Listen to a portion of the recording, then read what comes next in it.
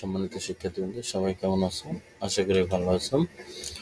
আমি আলমগীর হোসেন, উচ্চতর গণিত প্রথম পত্র, একাদশ দ্বাদশ শ্রেণীর যে উচ্চতর গণিত প্রথম পত্রের যে 3-2 11 নম্বর অঙ্কগুলো নিয়ে আলোচনা করব।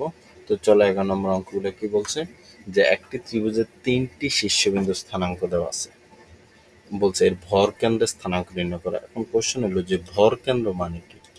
ভর কেন্দ্র মানে কি একটু খেয়াল করো, যে একটা ত্রিভুজ, এই হলো একটা ত্রিভুজ আঁকলাম আমি।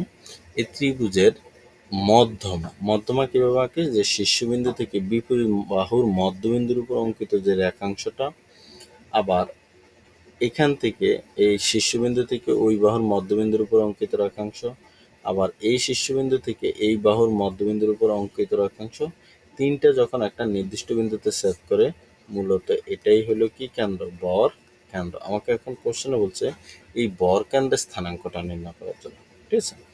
বর কেন্দ্রের স্থানাঙ্ক। এখন বর কেন্দ্র স্থানাঙ্ক নির্ণয়ের যে সূত্রটা, সেটা হলো এরকম, যে এই তিনটা বিন্দু যদি দেওয়া থাকে, মানে শীর্ষবিন্দু যদি তিনটা দেওয়া থাকে, সূত্রটা হলো x1 plus x2 plus x3 by হলো 3, আবার y1 plus y2 plus y3 by কত 3। এই সূত্রটা অ্যাপ্লাই করলে আমাদের সেখানে, যেমন এখানে এর মান দেওয়া থাকবে x1 y1, এটা দিয়ে দিবে x2 কি 2 y2, আর এটা দিয়ে দিবে x3 কি 3 y3। যদি এরকম কখনো বিন্দু তিনটা দিয়ে দেয়, তাহলে আমরা জাস্ট এই মানগুলোকে x1, তারপরে কি x1 এর সাথে x2, x1 এর সাথে x2, তারপরে কি x3, তিনটা যোগ করে ভাগ করে দিব কত দিয়ে 3 দিয়ে, আবার y1 এর সাথে y2, আবার y3, তিনটা যোগ করে ভাগ করবো কত দিয়ে 3 দিয়ে। তাহলে আমাদের মূলত কি কেন্দ্র বের হয়ে যাবে, বর কেন্দ্র বের হয়ে যাবে, ঠিক আছে? তো চলো দেখি আমরা অঙ্কটা লিখছি। এত শীর্ষবিন্দু ত্রিভুজের বর কেন্দ্র স্থানাঙ্ক, যে তিনটা যোগ করা হয়েছে 3 যোগ 7 11, ঠিক আছে, প্লাস কত 11, তিনটা যোগ, আবার বাই কত 3, আবার 5 মাইনাস 1 আর হলো 2, সেখানে আমাদের যোগ 7 আর 3 10, 10 আর 1 কত 10, সরি 7 আর 3 10, 10 আর 1 10 আর 11 হলো 21, 3 7 কত 21, আর এখানে 5 আর 2 7, 7 থেকে 1 গেল হলো 6, 3 দুগুণ কত 6, ঠিক আছে? আশা করি বুঝতে পারছো। পরেরটা দেখি, একই অঙ্ক বর কেন্দ্রের স্থানাঙ্ক। যদি রুট থাকলে সমস্যা, তাহলে ক্যালকুলেটারে করে ফেলবো। তোমরা ক্যালকুলেটারে শুধু জাস্ট x1 কি করবা, 1 মাইনাস 1 প্লাস √3 বাই কত 3, যদি এখানে সহজ ইচ্ছা দ্বারা আমি করতেছি। এরপর আসি -1 +1 প্লাস আবার কি √3 বাই কত 3। তো এখানে দেখো উপরে -1 +1 কাটা থাকে হলো √3/3, আর এখানেও আবার -1 +1 কাটা √3 বাই কত 3। তো এখন দেখো আমরা জানি একটা 3 কে দুইটা রুট আকারে লেখা যায়, ঠিক আছে? এখানেও একটা 3 কে দুইটা রুট আকারে লেখা যায়, ঠিক আছে? তাহলে আমরা এখানে যদি কাটাকাটি করি, এখানে যদি কাটাকাটি করি, তাহলে থাকে 1/3 √3, আর এখানে থাকে 1/3 √3, ঠিক আছে? এটাই হলো আমাদের কি বর কেন্দ্র।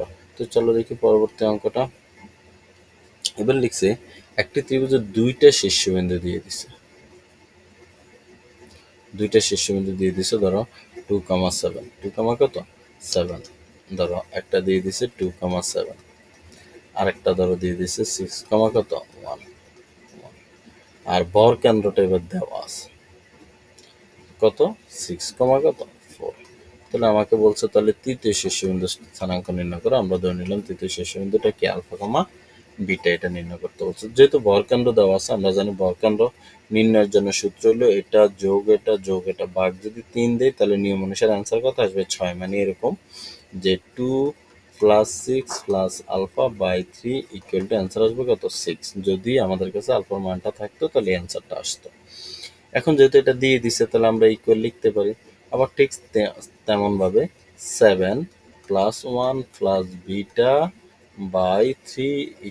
= সেখানে আবার দিছে কত 4। সেখানে আমরা যদি আবার এটা কাজ করি, তখন আবার আমাদের অ্যান্সার আসবে এটা। মানে আগে হয়তো আমাদের তিনটা বিন্দু দেওয়া ছিল, আমরা মান বসাইছি আর অ্যান্সার বরকেন্দ্র পেয়ে গেছি। এবার উল্টা বরকেন্দ্রটা দিয়ে দিয়েছে, এখানে একটা বিন্দুকে কি করা হয়েছে, মিসিং করে দিছে। আমরা সেটা যদি এখন ক্যালকুলেশন করি, সেখান থেকে বের হয়ে যাবে আলফা, আর এখান থেকে বের হবে কি বিটা, ঠিক আছে? তো আশা করি বুঝতে পারছো, এগুলো এমসিকিউর জন্য আসলে খুবই গুরুত্বপূর্ণ অঙ্ক। তারপর যদি না বুঝে আমারে বলো, ঠিক আছে? আচ্ছা, এখানে আরেকটা অঙ্ক দেখতে পাচ্ছি, একই অঙ্ক তৃতীয় তিনটা একটা ত্রিভুজে দুইটা শীর্ষবিন্দু স্থানাঙ্ক দিয়ে দিচ্ছে। এটা আসলে এইমাত্র বোঝানো হয়েছে দুইবার চলে আসছে বলে। তো আশা করি বুঝতে পারছো এই নিয়মের অঙ্কগুলো। তারপরে যদি না বুঝে আমাকে জানাবো।